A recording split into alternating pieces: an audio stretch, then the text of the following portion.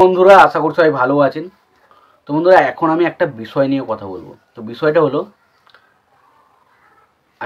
একটা বিষয় হচ্ছে, যখন ধরুন আপনি খুব গরিব, কিছু করে খেতে পারেন, মানে হঠাৎ করে আপনি একটা এমন চাকরি পেলেন, ধরুন আপনার মাইনে 1,00,000 টাকা বা 2,00,000 টাকা। তখন কি হয় জানেন তো, হঠাৎ করেই আপনি যে গরিব সেই বিষয়টা আপনি ভুলে যান, এবং আপনি হঠাৎ করে আপনার মধ্যে একটা অহংকার বোধ জন্মে যায়, এবং আপনি নিজেকে মানে আম্বানির ছেলে ভাবতে শুরু করেন, এরকম একটা কেস। তো সেই রকমই আমি একটা বিষয় এখানে আলোচনা করব। দেখুন, সাকিব খান বাংলার অন্যতম জনপ্রিয় স্টার, এবং বাংলা সিনেমা যে বেঁচে রয়েছে না বাংলাদেশের, তার 90% কৃতিত্ব হচ্ছে সাকিব খান। সেটা আপনি মানুন চাই না মানুন।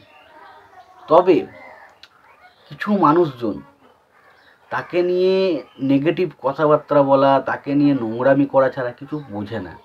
তারা জানে যে সাকিব খানকে নিয়ে হয় নেগেটিভ কথা বললে খুব সহজে তাড়াতাড়ি ভাইরাল হওয়া যায়।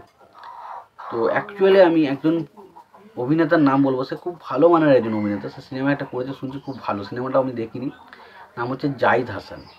তো তিনি খুব ভালো মানের একজন অভিনেতা, এটা আমি মানি।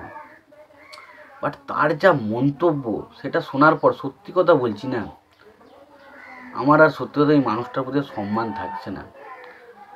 এবং একটা কথা বলি, সম্মান যে করে, সম্মান সে পায় বাবা। আর যে সম্মান করে না, সে যতই ভালো দেখানোর চেষ্টা করুক না নিজেকে, সম্মান সে কোনোদিনই পায় না। আজকে একটা বিষয় নিয়ে আমি কথা বলবো, যে সাকিব খানকে যখন, তিনি তো ছোট পর্দা থেকে উঠে এসেছেন জাহিদ হাসান, তো সাকিব খানকে যখন ছোট পর্দার অভিনেতা অভিনেত্রীদের নিয়ে কথা বলতে বলা হয়েছিল, তখন সে কী বলেছিল? তখন সে বলেছিল ছোট পর্দা বড় পর্দা বলে কিছু হয় না।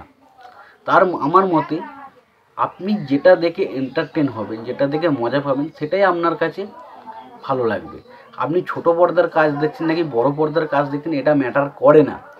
তো সুতরাং এটা কিন্তু একটা পরিষ্কার একটা বোঝা যে সাকিব খান এত বড় একজন স্টার, এত বড় একজন, তাকে বাংলার মেগা স্টার বলা হয়। সেই মানুষটা ছোট পর্দার কোনো মানুষকে ছোট করতেই পারতো, তাতে কিচ্ছু এসে যেত না। বাট সে কিন্তু কাউকে ছোট করেনি, সে কিন্তু প্রত্যেককে সম্মান দিয়ে তার মতো করে কথা বলেছে। বাট ছোট পর্দার একজন অভিনেতা, তার রিসেন্ট টাইম ছবি উৎসব খুব ভালো হয়েছে, রিলিজ করেছে, কালেকশন করেছে, 4 কোটি প্লাস কালেকশন করে ফেলেছে।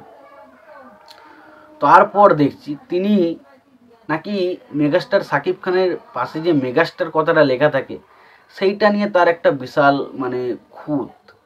মানে মেগাস্টার এটা একটা অ্যাকচুয়ালি বিলাসিতা, এটা সাকিব খান কখনোই মেগাস্টার নয় তার মতে। এটা যে কেন করছে এটা কেউ জানে না। তো এই যে বিষয়টা, সাকিব খানকে মেগাস্টার সাকিব খান নিজে লাগায়নি ট্যাগটা ভাই, ওটা মানুষের জনপ্রিয়তা, মানুষের ভালোবাসা তাকে ওই জায়গায় নিয়ে গেছে। আর তোমার মানসিকতা আর ওর মানসিকতা পার্থক্য ছিল এবং থাকবে ভাই। আজকে তোমরা একটা ছোট পর্দা থেকে বড় পর্দায় এসে একটা ছবি বক্স অফিসে 4 কোটি প্লাস কালেকশন করছো, এবং তোমরা সবাই নিজেকে সাকিব খানের সঙ্গে তুলনা করছো। এবং সাকিব খানের মতো একটা বড় স্টার, যার মানে ছোটো পর্দার কোনো মানুষকে ছোটো করলেও কিছু এসে যায় না, এবং তার সঙ্গে সে যদি তাদের বিষয়ে কোনো কথা নাও বলে তাও কিছু এসে না, সে কিন্তু তাদেরকে সম্মান দেখিয়ে কথা বলেছিল। এটা পার্থক্য ছিল, আর থেকে যাবে ভাই।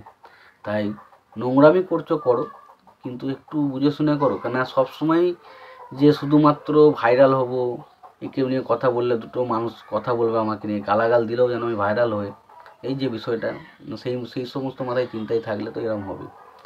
তো সত্যি কথা বলছি, একজন ভালো মানের অভিনেতাগুলো কেন যায় না যে এত নোংরামি করতে চলে আসে হুটহাট করে। তোমাদের কি মতামত তোমরা অবশ্যই জানিও। ভিডিওটি ভালো লেগে থাকলে লাইক কমেন্ট শেয়ার করে দিও। চ্যানেলটা নতুন হয়ে থাকলে অবশ্যই তোমরা চ্যানেলটা সাবস্ক্রাইব করে নিও, পাশে বেল আইকনটা অবশ্যই প্রেস করে দিও।